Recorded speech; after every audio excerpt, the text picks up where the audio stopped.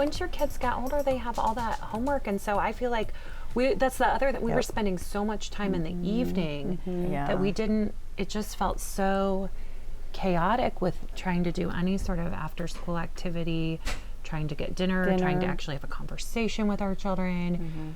I mean, I felt like our entire evening could have easily been taken up with us just prodding kids along to get more schoolwork done after they had been at school for 7 hours. Right. You know, and I thought, oh man, this is, I mean, when I think about that makes me kind of dread a little bit thinking about her going back just because of, you know, the intensity of that. And we've had a couple of teachers in the younger years who have had sort of no homework policies when they're really, other than reading. They would say, you know, read, spend time. They might have like a little discussion or dialogue question. Those are my favorite years. Because then I can enjoy my child. Right. I'm like, and oh yeah, we can read. Life. We can read together, and you're not. I mean, my oldest daughter will sometimes say, "Oh, I'll say, go take a walk. I don't have time to do that. I have to do this homework."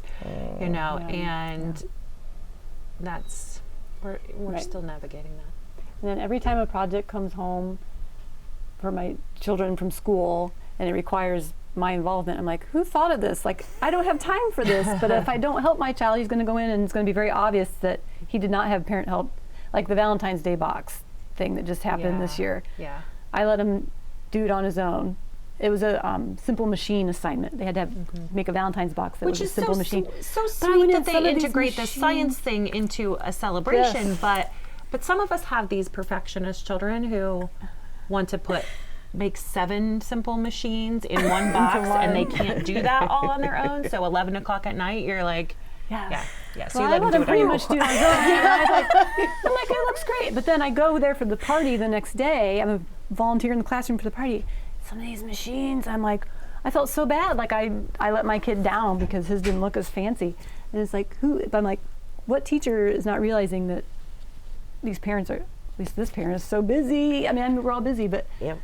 And with homeschooling, like we worked on simple machines last year with my son, and he got to build the 6 simple machines, and he got to take his time with them, and nobody was stressed, and he wasn't stressed. I wasn't stressed, and then they turned out so cool too.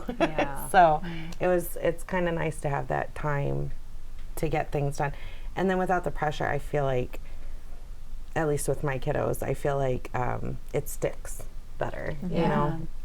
They kind of and our teachers, you know, some are definitely, you know, there's a range. Some are better than others, but I think for them they have the pressure too. So it's just in some ways it's almost you can minimize it or maximize that amount of pressure, but they can't completely eliminate it. They I don't have feel to like follow a standards. They have to, and I know so many teachers who get frustrated because they're like, I wish we could slow down, or I wish we could do this. You know what I mean?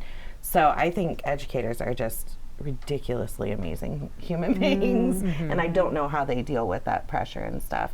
And then for them to see the students struggling, and then the parents beyond that struggling, like that, just can't imagine the stresses that come from that.